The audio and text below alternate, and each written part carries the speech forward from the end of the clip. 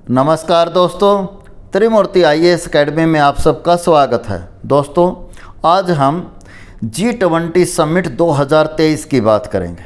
दोस्तों, G20 summit 2023 जिसे भारत सरकार ने नई दिल्ली में 9 और 10 सितंबर को आयोजित किया। दोस्तों, ये समिट अपने आप में बहुत सारे मायनों में ऐतिहासिक रही। इस समिट में भारत को एक नई ऊंचाई पर लाकर खड़ा कर दिया है। दोस्तों, ये इस समिट से भारत के विकसित होने के द्वार खुल गए हैं। दोस्तों, इस समिट में भारत के लोगों के द्वारा, भारत के डिप्लोमेट के द्वारा, भारत के नेताओं के द्वारा और भारत सरकार के द्वारा कुछ ऐसा कर दिखाया जिसे विश्व भर के लोग असंभव मान रहे थे। इस समिट के द्वारा असंभव को संभव कर दिखाया है। और भी बहुत सारी चीज़ें जो इस समिट से रिलेटेड इम्पोर्टेंट हैं, वो सारी चीज़ें इस वीडियो में हम जानेंगे।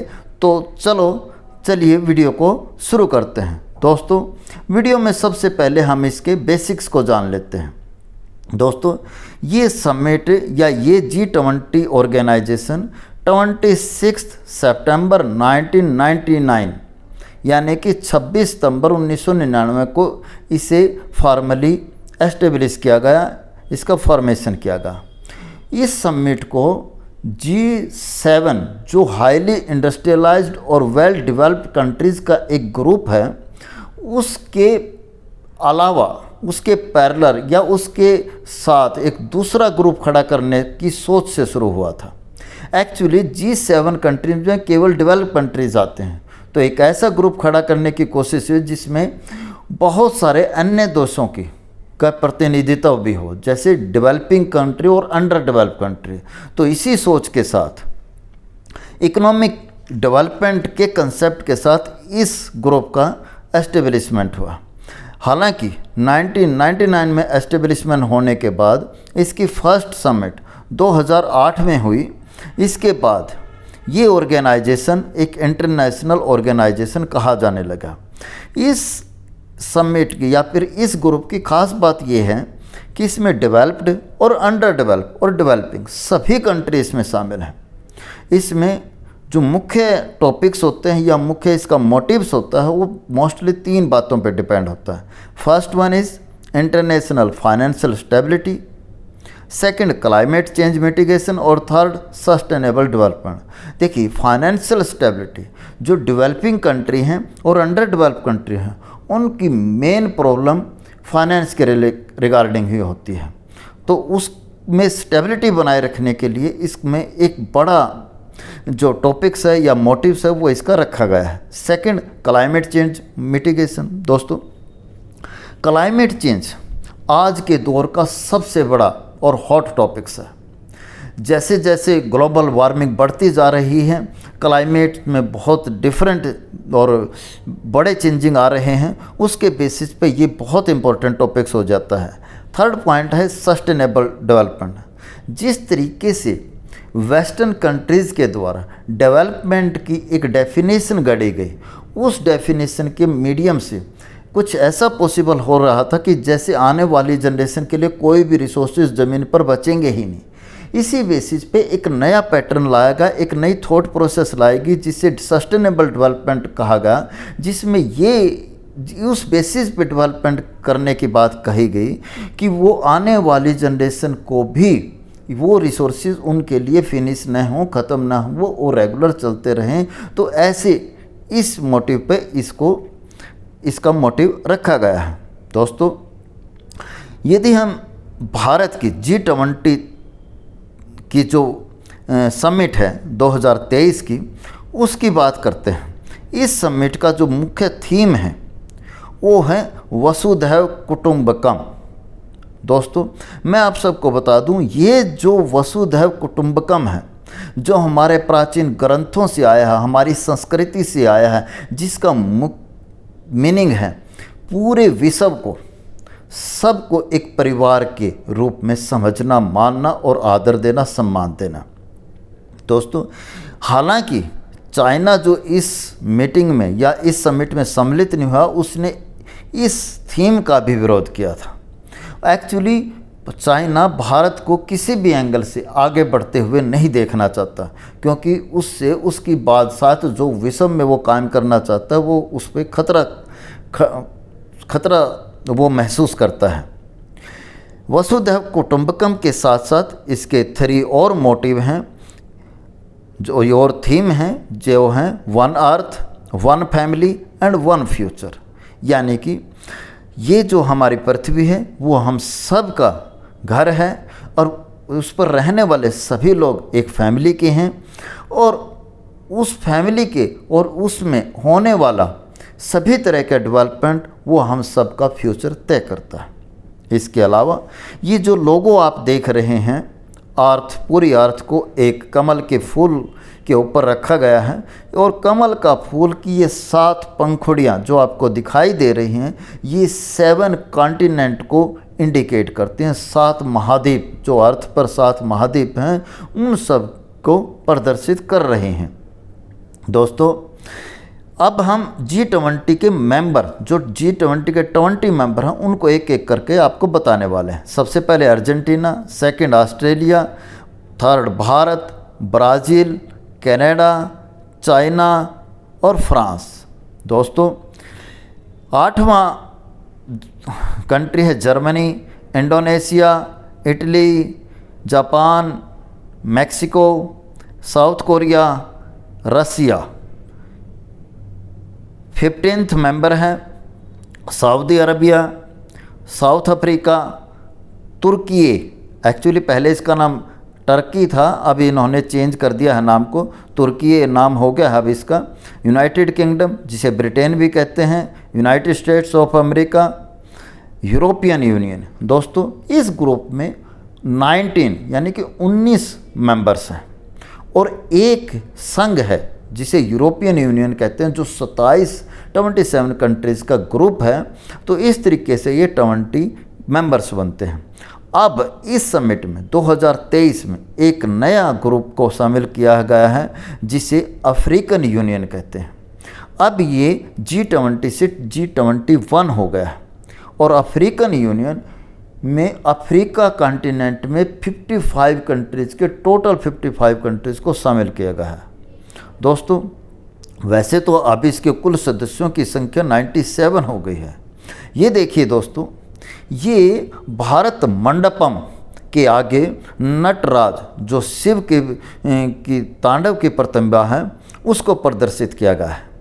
ये प्रतिमा हमारे देश के कल्चर को इंडिकेट करती है। एक समृद्ध और प्राचीन काल कल्चर हमारा जो प्राचीन काल से चला आ रहा है, सनातन परंपरा की धरोहर है, वो यहाँ पे प्रदर्शित किया गया है। दोस्तों, इन सभी 20 कंट्रीज़ को 5 ग्रुप में शामिल किया गया है।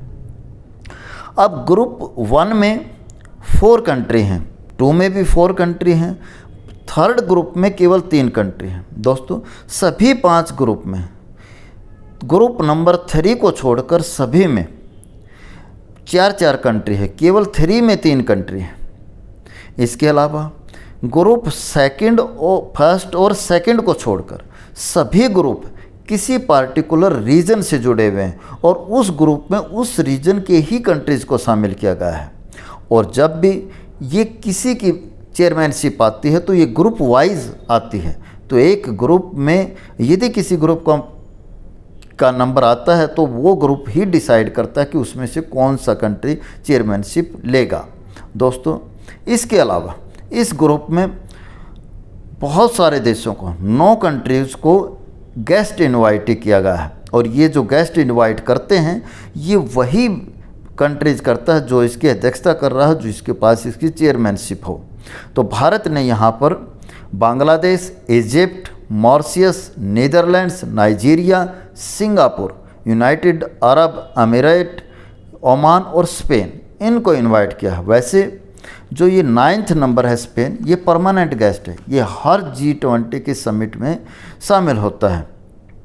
यहाँ पर हमने नाइजीरिया को भी बुलाया है, जो कि अफ्रीकन कंट्री है। दोस्तों, नाइजीरिया को बुलाने के कई मायने हैं। नाइजीरिया को बुलाकर हमने एक डिफेंस डील की है। इसी G20 के समिट में। और डिफेंस डील बहुत बड़ी डील है, ये 8200 करोड़ रुपए की डील है, यानी कि $1 बिलियन की डील है दोस्तों। इसके अलावा इसमें 14 इंटरनेशनल ऑर्गेनाइजेशन भी हैं जो इसमें इनवाइट किए गए हैं। सबसे पहले African union, second coalition for disaster resilient infrastructure CDRI, third international solar alliance. दोस्तों ये ISA भारत में ही है, नोएडा में इसका हेडक्वार्टर है और ये भारत और फ्रांस के सहयोग से बना था। Fourth African union development agency new partnership for Africa's development AUDA NAPAD।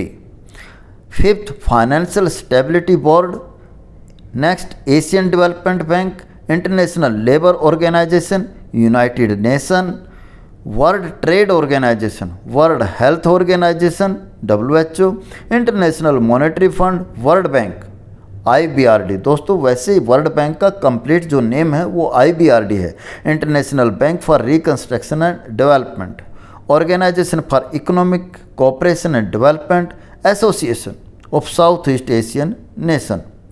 दोस्तों ये देखिए, आप इसके मीडियम से ये देख पाएंगे कि ये सभी 20 कंट्रीज़ हैं। इसमें मैप और इनके जो फ्लैग हैं, फ्लैग से आप इसको जान सकते हैं, समझ सकते हैं। अब ये जो हमारी इतनी सक्सेस हुई है, इस सक्सेस का एक दिन की सक्सेस नहीं होती है दोस्तों, इसमें वर्षों की मेहनत होती है। और इस वर्षों की मेहनत के बारे में मैं आपको बता दूं कि पिछले 10 वर्षों में हमने अपनी इकोनॉमी को कहां से कहां लाकर खड़ा किया है और क्या क्या अचीवमेंट की है। First, from 10th largest to 5th largest economy. पिछले 10 वर्षों में जो हमारी इकोनॉमी विश्व के 10वें स्थान पर थी वो 5वें स्थान पर आ गई है। Second, infrastructure and logistics massive improvement. दोस्तों इंफ्रास्ट्रक्चर और लॉजिस्टिक की डेवलपमेंट के बगैर किसी भी देश का डेवलप होना पॉसिबल ही नहीं है। आप जो इस समय नेशनल हाईवे जो देख रहे हैं, एक्सप्रेस वे एक्सेट्रा, ये सारा इंफ्रास्ट्रक्चर और लॉजिस्टिक, जैसे हमारी बंदरगाहें हैं, एयरपोर्ट्स हैं, ये सारे लॉजिस्टिक्स में शामिल होते हैं। Ease of doing business, substantial enhancement, यानी कि व्यापार करने के सरल तरीका या ईज ऑफ डूइंग बिजनेस में बहुत बड़ा हमने काम किया है। डिजिटल पब्लिक इंफ्रास्ट्रक्चर, जो डिजिटल वर्क है हमारे देश का, वो तो हमारे देश में वर्ल्ड क्लास का, और कई मायनों में तो ये यूरोप को पछाड़ कर बहुत आगे हो गया है। High growth and low inflation. दोस्तों ग्रोथ के बारे में मैं आपको थोड़ा सा बता देता हूँ संक्षिप्त में। अभी लास्ट क्वार्टर का ही, फर्स्ट क्वार्टर का इसी जो फाइनेंशियल ईयर है 2023-24 का अभी रिजल्ट आया है, जिसकी ग्रोथ 7.8% रही है। और ये विश्व में बड़ी इकोनॉमिक्स में सबसे हाईएस्ट ग्रोथ है। इस समय भारत हाईएस्ट ग्रोथ पे, विश्व भर में हाईएस्ट ग्रोथ पे चल रहा है। चाइना में डिप्रेशन सेट हो गया है। यूरोप में ऑलमोस्ट इकोनॉमी या जीरो पे है या नेगेटिव में है। तो ऐसे समय में भारत का इतनी हाई ग्रोथ करना, और जो बहुत सारे फाइनेंशियल ऑर्गेनाइजेशन थे जो बोल रहे थे कि हमारे इस फाइनेंशियल ईयर में ग्रोथ 6% के आसपास रहेगी, फर्स्ट क्वार्टर की ग्रोथ को देखकर उन्होंने अब हमारे ग्रोथ बढ़ानी शुरू कर दी है। और वो कह रहे हैं कि 6.5 से लेकर 7% तक रह सकती है। 6 पॉइंट है increase in FDI from $36 billion in 2013-14 to $71 billion 2022-23 में। ये देखिए दोस्तों, ये ऑलमोस्ट डबल हो गई है। Third largest startup ecosystem in the world. Bharat का जो स्टार्टअप इकोसिस्टम है वो इसमें तीसरे नंबर पर पहुंच गया। नंबर 1 पे अमेरिका है, सेकंड पे चाइना है, थर्ड पोजीशन पे भारत है। Solar energy capacity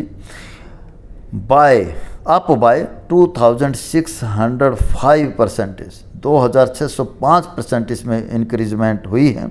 leadership in space technology. दोस्तों चंद्रयान का चांद के साउथ पोल पर लैंड करना एक कैटास्ट्रोफिक इवेंट है हमारे देश का।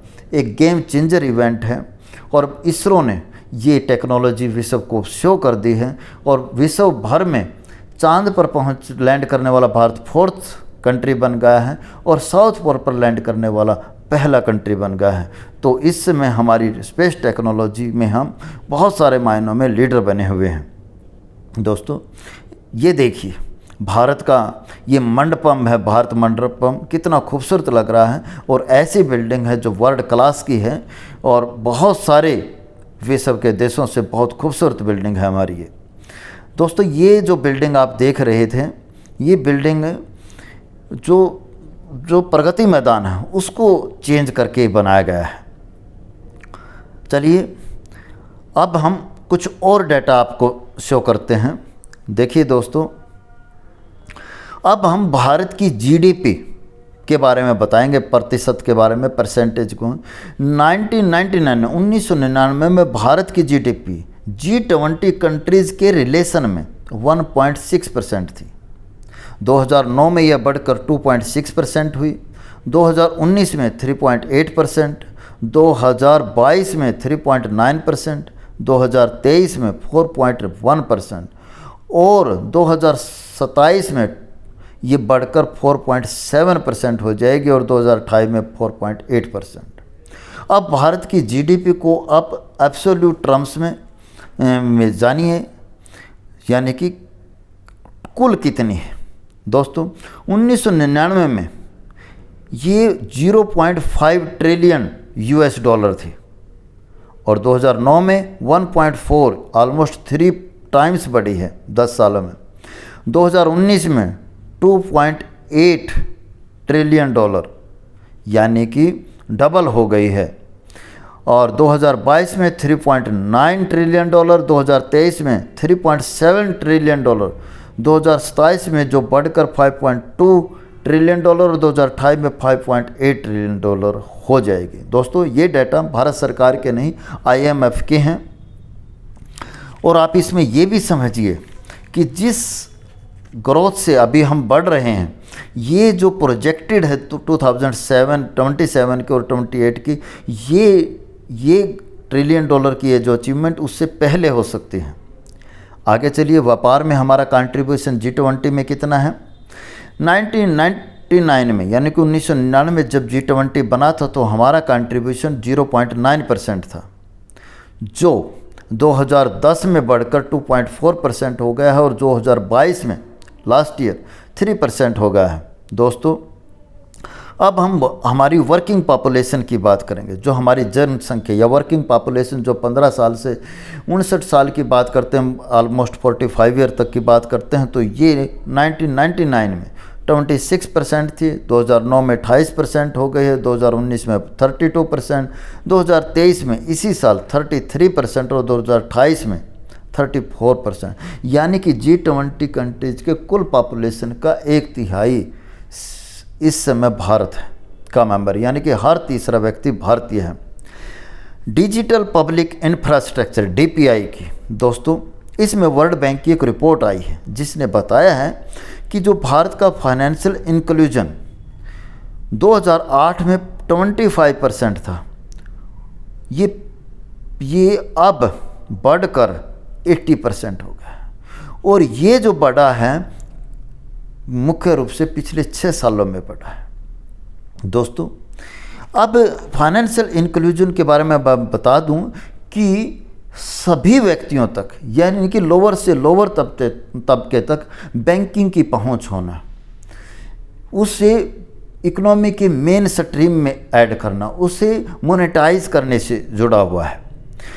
हम सब जानते हैं कि लगभग 7 साल से पहले, 8 साल पहले हमारे देश में गरीब जनता के किसी के बैंक में अकाउंट ही नहीं होते थे और उसके बाद जब जन धन योजना को लागू किया गया सरकार के द्वारा, तो इतने सारे अकाउंट खोले गए हैं कि 80 करोड़ लोगों के लगभग अकाउंट खोले गए और पूरे देश में शायद ही कोई व्यक्ति होगा जिसका बैंक में अकाउंट नहीं हुआ।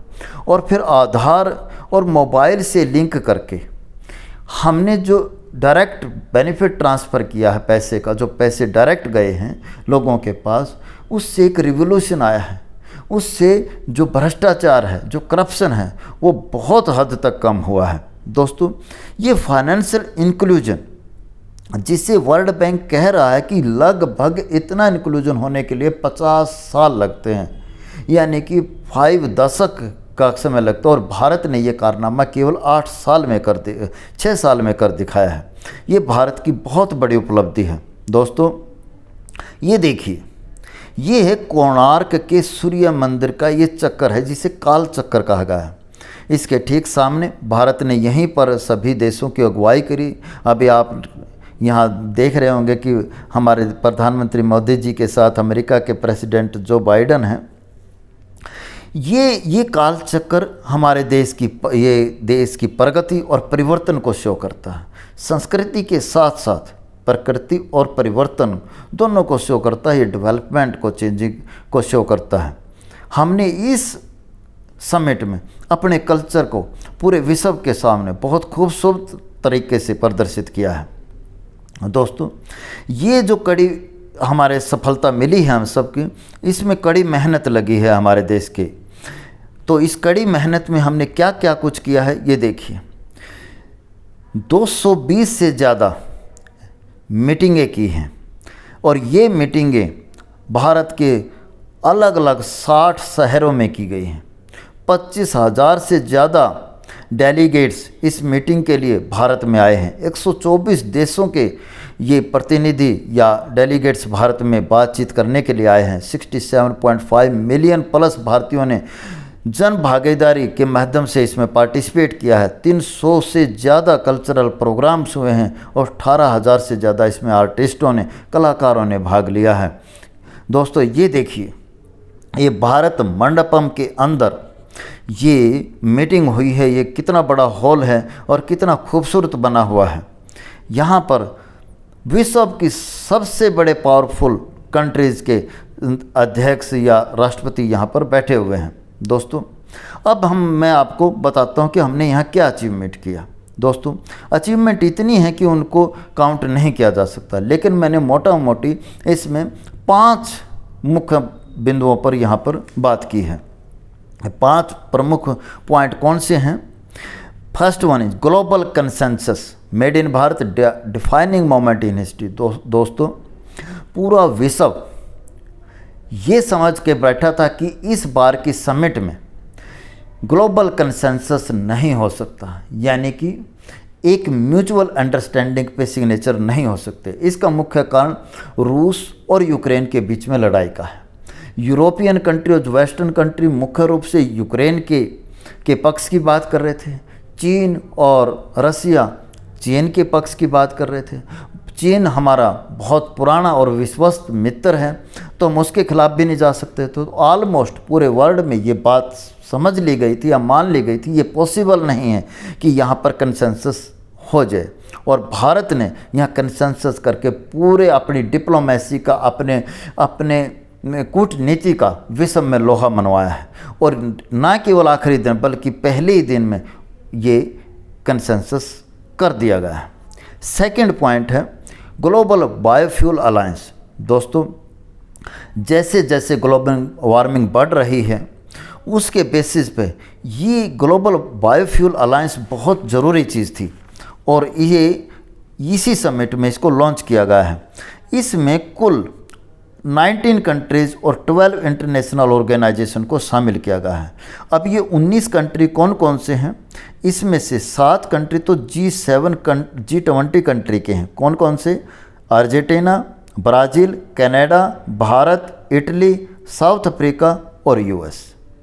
इसके अलावा इसमें 4 कंट्री वो भी हैं जो भारत ने इनवाइट किए थे। इनके नाम हैं Bangladesh, Singapore, Mauritius and UAE, यानी कि यूनाइटेड अरब अमीरेट्स।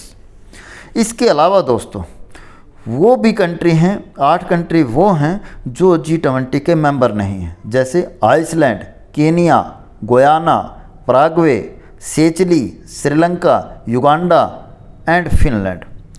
अब मैं आपको इंटरनेशनल ऑर्गेनाइजेशन जो इनसे जुड़े हैं उनके नाम बता देता हूँ।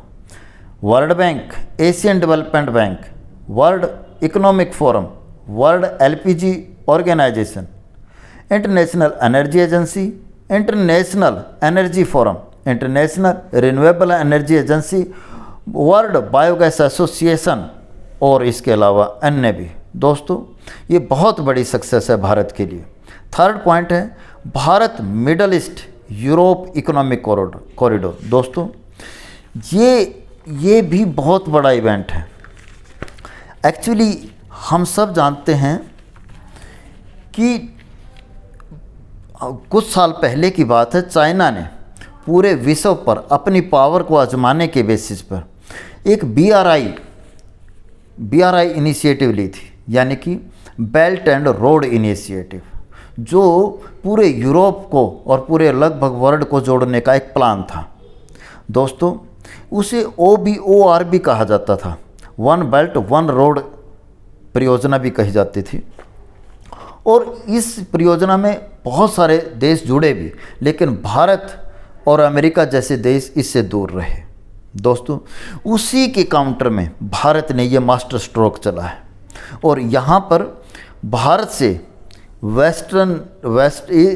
मिडल ईस्ट के देशों में, यानी कि यहाँ से सऊदी अरब और यूनाइटेड अरब अमीरात में अंडर सी एक टनल के द्वारा ट्रेन पहुँचाई जाएगी और उसके आगे फिर वहाँ से ट्रेन और रोड के द्वारा यूरोप में ये कॉरिडोर, इकोनॉमिक कॉरिडोर बनेगा। ये बहुत बड़ी सक्सेस है और इसके साथ में ही इसमें मेंबर ऐड भी हो गए हैं। दोस्तों नेक्स्ट पॉइंट पे फोर्थ पॉइंट है net zero by 2050 grouping pledge to up climate action. दोस्तों क्लाइमेट एक्शन आज के समय की ज़रूरत है। हम सब देख रहे हैं कि अनचाहे बरसात हो जाती है बगैर समय में, तो कहीं पर बहुत ज़्यादा बाढ़ हो रही है, कहीं पर बहुत ज़्यादा सूखा है। ये सारा ग्लोबल वार्मिंग का रीज़न है। 2015 में जो पेरिस में कन्वेंशन हुई थी, COP हुई थी, कन्वेंशन ऑफ पार्टी, उसमें बहुत सारे देशों ने प्लेज ली थी और 2070 तक ये नेट जीरो का टारगेट रखा था, बट वो बहुत दूर है और उस पर जो काम करना था वो भी बहुत सेटिस्फैक्ट्री नहीं हुआ। तो इसीलिए एक नए मेथड से और नए जोश से अब फिर इसमें टारगेट सेट किए गए हैं और 2050 तक इसका नया टारगेट हासिल करने का लक्ष्य तय किया गया है। दोस्तों पांचवा African union as permanent member. दोस्तों ये बहुत बड़ा मास्टर स्ट्रोक है भारत का। एक्चुअली चीन ने पूरे अफ्रीका पर अपने पैसे के बल पर दबदबा कायम किया हुआ है या वहाँ पर गुलाम बना के रखा हुआ है उनको। वहाँ पे उन लोग देशों में वहाँ वो इंफ्रास्ट्रक्चर के वर्क करता है और फिर वो इनके कर्ज के नीचे दब जाते हैं और फिर हमेशा के लिए उनके रिसोर्सेज को चाइना हड़प लेता है। ये एक विशेष सर्कल वहाँ के पूरे यूरोप में, पूरे अफ्रीका में चला हुआ था। इस नेक्सस को तोड़ने के लिए भारत ने और G20 ने ये एक बड़ा कदम उठाया है। इसमें पूरा का पूरा अफ्रीका शामिल हो गया है। अफ्रीकन यूनियन 55 कंट्रीज़ का मेंबर है, पूरा ग्रुप है। ये भी कहा जाता है कि अब से पहले अफ्रीका में कोई भी सड़क बनती है, जो भी कोई सड़क 3 किलोमीटर से ज़्यादा बनेगी या कोई बिल्डिंग 3 मंजिली से ज़्यादा बनेगी, उसे केवल चाइना बनाएगा। तो इतना बड़ा उनका इनिशिएटिव था। तो दोस्तों उस सब को तोड़ने के लिए ये बहुत बड़ा इनिशिएटिव इस समिट में तय किया गया है।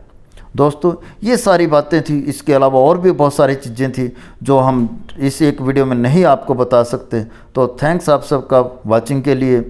दोस्तों अगर आपको ये वीडियो पसंद आए तो लाइक, शेयर और कमेंट्स अवश्य करें और इसी तरह की वैल्यूएबल और इन्फॉर्मेटिव वीडियो को देखने के लिए इस चैनल को सब्सक्राइब अवश्य करें। धन्यवाद दोस्तों। जय हिंद, जय भारत।